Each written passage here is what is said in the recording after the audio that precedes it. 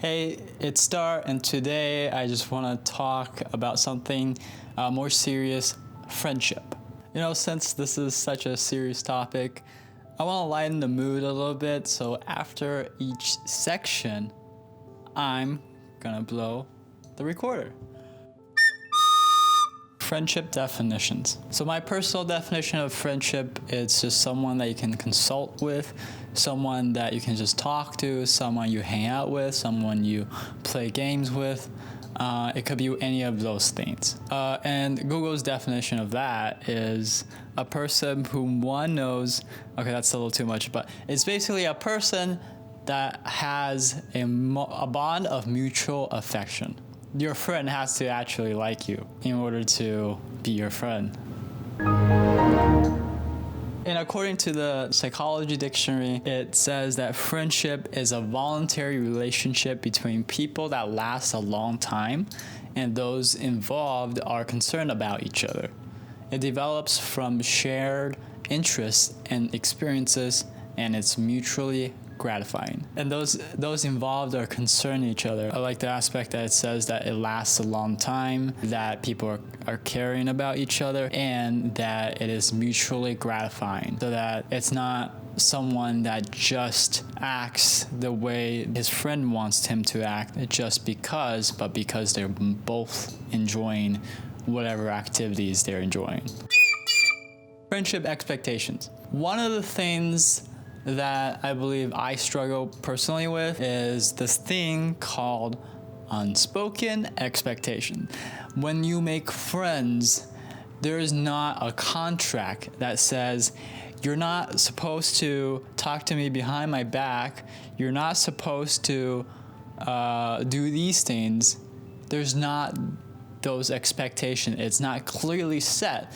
So based on your experience, your culture, and these expectations may be different. I think that's where I falter. I think too highly.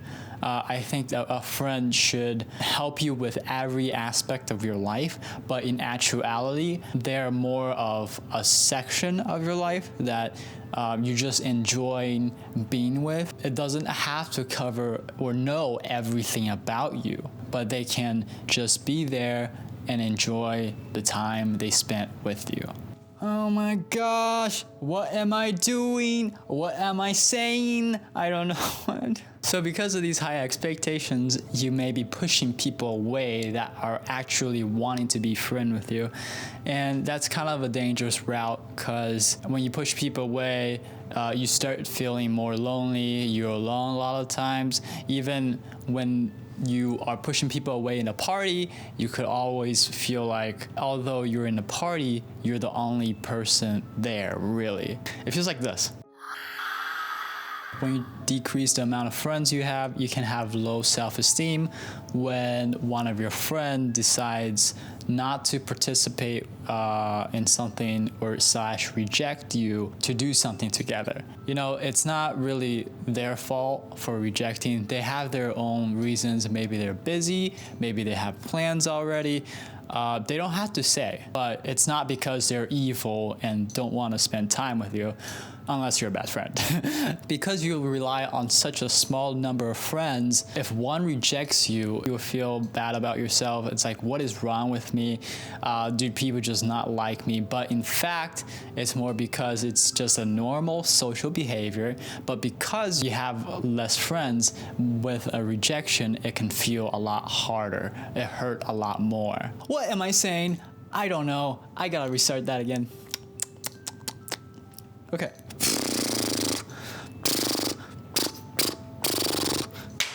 I can't do this. I can't do it. Oh my gosh, what is going on? So there's not a specific measurement of what it means to be a good friend. So it is important for you to know what you want in these friendships, and so that you can determine whether they're a good friend, they're a bad friend, they're a friend that you want to keep out in your life, or the friend that you want to hold on to for eternity. Maybe that's a little too creepy, but you know what I mean.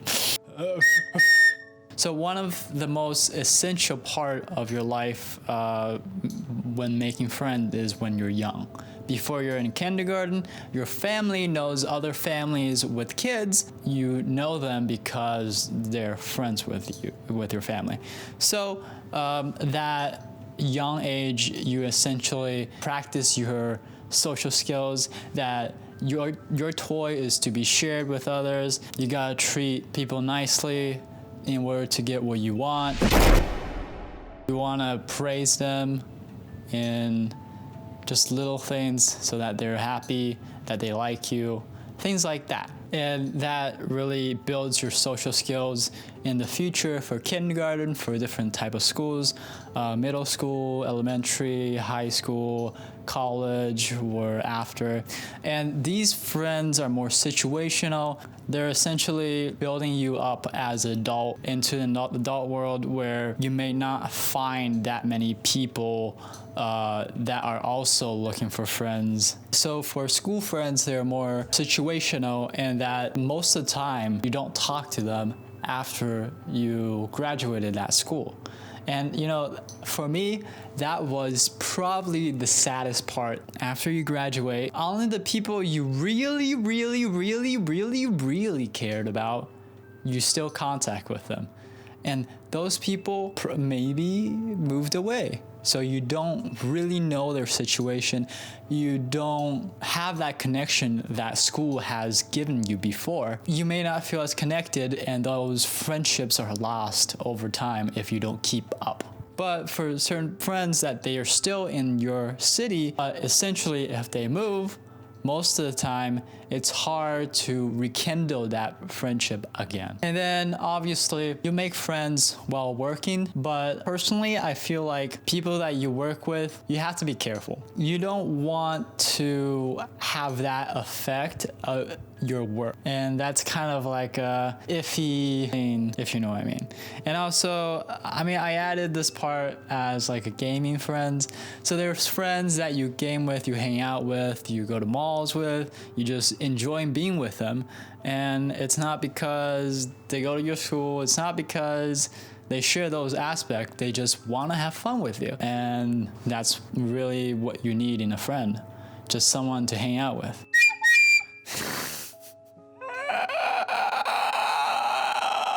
It is important to define your purpose of friendship, and the School of Life has a really great video that I'm basically quoting. There are 4 aspects of the purpose of making friends. The first one is networking. This might seem a little weird, but you need people in order to accomplish your dreams. You need other people to be there, to follow you, to stand with you in order for you to get better in your job, get better in your creative life, and get to know other people. Because in most of the industry, you need to know someone in order to get a job. Number 2 is reassurance. This is more of like an emotional support, that you don't want to feel alone in what you're feeling, that you're not the only person to go through what you're going through. So you have people around you that consult you. Oh yeah, I feel this way as well sometimes. Yeah, you're not alone. Everyone feels this, but no one really expressed this out loud, because social media is more about, hey, look at me, I'm having fun. And that's the third point, fun.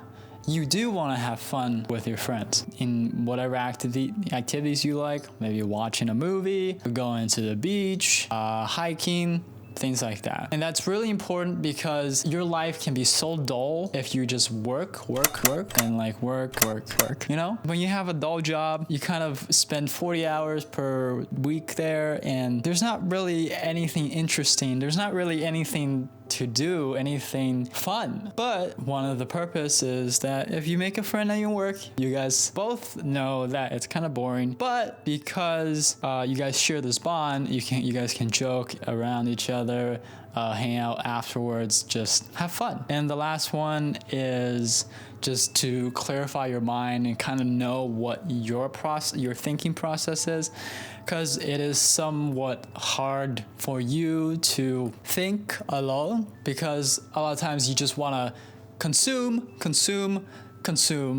what you see, the advertisement, social media, what other people say, things like that. And you don't take the time to sit down and think. But with a friend, you can talk to them, like really talk about how you're feeling, what's your next step in your life that you want to go through, and just really consolidate your ideas into a statement or into knowing what you want by hanging out with your friends. What I've been kind of struggling, and a lot of my friends have been struggling in their city, is making friends. It's very different in their environment that if you don't go to school anymore, you don't meet that many people. You meet people at work and you go to events. That's pretty much it. But it's like, what else? What else is there for you to meet people? That's it. There's no other way. And as you grow up, more people have more responsibilities throughout the weekday. So those 40 hours afterwards, they have responsibilities like kids, families, parents, whatever, people to take care of, and that they don't have the time for themselves to make new friends. It's not their priority. Their priority is their family and supporting it. I think it is one of the hardest areas to make friends, because after you hold all those responsibilities, what can you do to make friends other than going to events and work friends? And also, because this is more of a changing culture, a lot of different things are going to apps. So dating, Tinder, whatever other dating apps there are. There are other friend apps that helps you make friends around your area, things like that. But people who are not really acquainted with that, such as me, it's kind of weird. It's like on Facebook, you make a friend. When you add a friend, it's because you know them. You have seen them in real life for the most part. But with these friend-making apps, it's more of, hey, I look at this person's picture. He says, oh, he's interested in these things. Do I want to be friends with him? It's like, although you have a decision to pick whether you like to make friends with them, it is really odd for you to have that choice. I have not met a friend online in person. I feel like one of the things is it could be dangerous because they could know so much about you and they could be lying about who they say they are. And number two is that although you have great time spending together online, it doesn't necessarily mean you have a great time spending in person. So another video from the School of Life tells you you have to be vulnerable in order to make friends. It is really kind of odd that it is the truth, because social media is all about what you have achieved. You achieved 2 million subscribers on YouTube. You achieved getting onto these news sources. You achieved helping this Habitat for Humanity thing. It's like, hey, look at me, look at me, look at me. But it doesn't really show the aspect that they are vulnerable too. They have things that they're going through that they're not posting. So it is really weird that you get one aspect of, hey, look at me, look at what I've accomplished. But deep inside, we know, although we don't really know, that there's other things going deep down that they're struggling with as well. You yourself knows your own struggles, your own faults, that you kind of criticize yourself so low that you feel like you're not as great as them, but in actuality you probably are. But you know my point. So it's really weird how it's called social media, but it doesn't really show the true aspect of yourself, because that's not what people want to see online. Last but not least, you find friends in communities. I find some of my closest friends at church. That's how I do it. But many other people probably have different aspects, such as they love sports.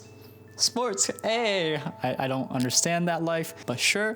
They share music. I share music with one of my friends. I mean, a lot of different friends, and just kind of talk over that. Maybe go to concerts, stuff like that. and just other interests, like for me, gaming and YouTube. So I love talking to people about YouTube, about being creative, things like that. And this video is already 33 minutes long in recording process, so I'm gonna have a great time editing it. Out.